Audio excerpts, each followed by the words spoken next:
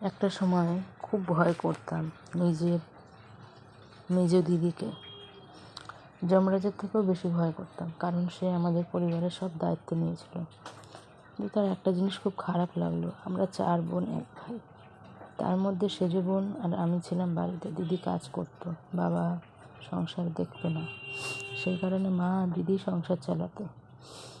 কিন্তু একটা সময় দুতরফা বিচার করতে করতে আমি যেন তাদের নিজের পরিবার থেকে সরে আসলাম। যাই হোক, সেসব কথা বাদ দাও।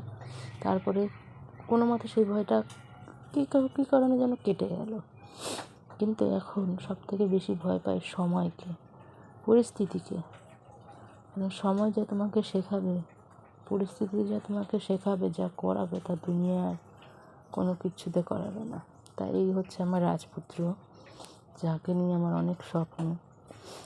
এই স্বপ্নের মধ্যে একটা ব্যাঘাত প্রথমেই আমাকে ঈশ্বর দিয়েছে। সেই জন্য নিজের ঘর ছেড়ে এখন পরের বাড়িতে এসে ভাড়া এসে এই যে ঘর গোছাচ্ছি। যাই হোক, যে অসুখটা হয়েছে এতে এখন অনেক খরচ।